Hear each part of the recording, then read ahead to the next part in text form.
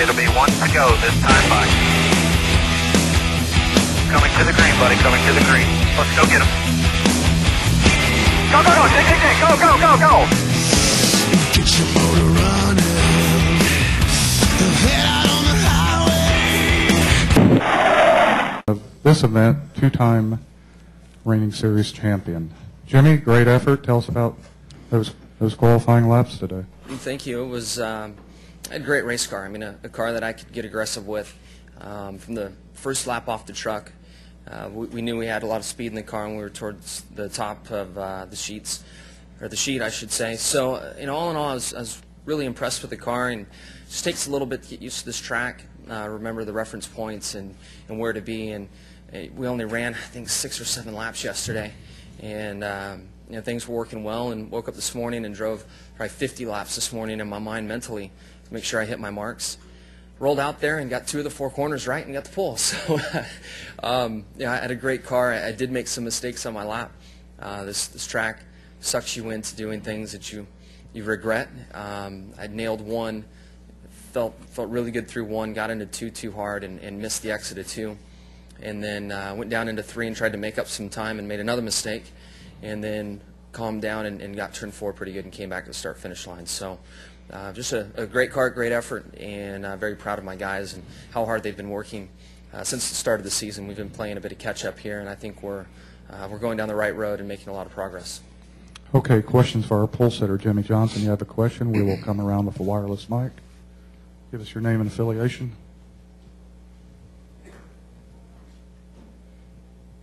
Hi, Jimmie. Dave Rowe from the Fan 960. Just wondering, pretty much single-car traffic at this point.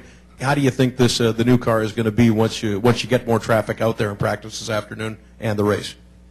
I'm sure you're going to hear a lot about tight, aero push and things like that. This racetrack is probably one of the worst for us, being as narrow as it is, as flat as it is.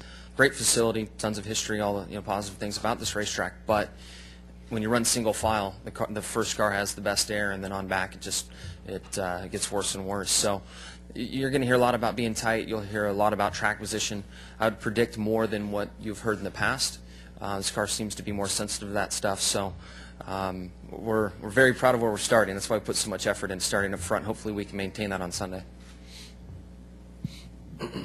Jimmie, Michael Vega, Boston Globe. Just your description of your qualifying lap seems like it was quite an eventful experience, but at the same time it kind of underscores how you have the time to gather it in, in order to make things right. Was that indicative of the win you had here?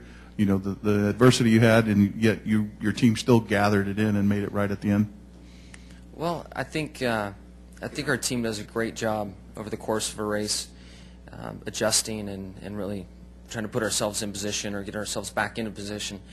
And we haven't had a finer day of that than when we won here. To overcome the flat tire that we had, work through traffic, pit stops, get up there and race for the win. It really was a special day.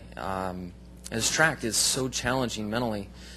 Normally, we call it turns 1 and 2 and then 3 and 4, but normally, from when you leave the wall going into turn 1 on an oval, your arc's in motion and it's just one continuous corner. Here you have 4 chances, so you have 2 more opportunities to mess it up, and it is really difficult to get around this track.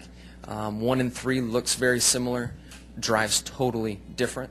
2 and 4, look similar, but they drive completely different from end to end, and you have to continuously adjust as you're going around the track, not only for the corners, but as your tires wear off. Even as you take your qualifying lap, turn 1 you have the most grip, and as you get back to 4 you're losing grip. So whatever the balance of the car is doing, if you're loose in the front, it just keeps getting tighter and tighter. If you're loose, you're getting looser and looser, and it makes it exciting. You have a lot to stay on top of inside the car. Okay, before we continue, just a reminder, Mark Martin is going to return in a few minutes, so go ahead. Claire B. Lang, XM Satellite Radio.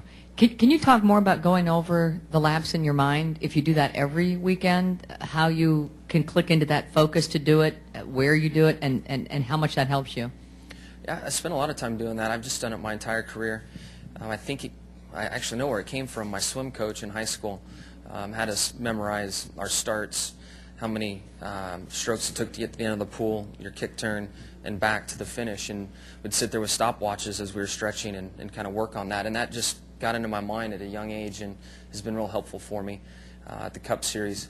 And off-road racing, a lot of the races I ran on, you'd never see the same terrain again, so it didn't really apply. But as I got into oval racing, especially in NASCAR, you get so few laps on track before you got to qualify and make it count that I just kind of look forward to that and go through that in my mind. Jennifer, AP, thank you for letting us know you wore Speedos. That's new information. Yeah. Yes. But, I said that now there'll be photos everywhere. Fantastic. But when we were in Pocono, you were seated next to Mark Martin, and he said, and I plan on winning the Brickyard. And I remember you kind of got a look on your face like, wow. Looking back now, was that that's awfully cocky, or what was your initial reaction when Mark said that? And now that you guys are 1-2, how does that play out, and is it going to come down to you two, and he's got this already overconfidence that the race is his? You know, when Mark said that, I looked at him with that face because Mark never is optimistic about things. And the fact that he was so confident about it, I couldn't believe it was Mark Martin sitting next to me. For him to say that, I think that's a huge statement. And he backed it up today with qualifying, and he's a much better racer than he is at qualifying, so I would assume he's going to be one of the guys to beat. Of course, I'm very optimistic about our car and what we're doing, but for Mark to go out and say that type of comment, he's got something in store for us. Jimmie, Tom Akins, AP Radio. What conditions are you going to be looking for? What do you need to have come together tomorrow to be successful and grab your second win here? I think you need to have a car that's going to stay turning all day long. I would prefer, in most cases, to have a loose race car, especially here. These corners are really tight. If you're in any traffic, you don't have air on the nose of the car, and the car's going to get tighter yet. So you need the car to really turn well for you. So the guys that enjoy loose race cars are really going to, pull ahead from everybody and find their way to the front. Jimmie, Tim Calishow over here, ESPN. Do you feel like even if Kyle remains kind of the dominant figure going into the chase, your experience of winning chase races, winning 11 of them the 4 years, offsets that and gives you the same kind of confidence you had going into it last year? I think that even last year and then 06, when I was asked who I would favor for winning the chase, I would instantly turn to guys that have won championships. I ranked them first. So with that in mind, I'd look at Jeff as the top seed. I guess Tony and I both have 2 now, and then work your way down from there. Not saying that you can't overcome that, but there's something about it, and I experienced it last year. There's something about the fact that you've been through it that brings you a lot of peace, and you start worrying about the right things. And I can only imagine as more championships are under a driver's belt, how much more relaxed and focused you can be on the right things through those 10 races. It's not impossible. I mean, everybody has to win their first, and certainly could be Kyle's year, and he's shown that he can.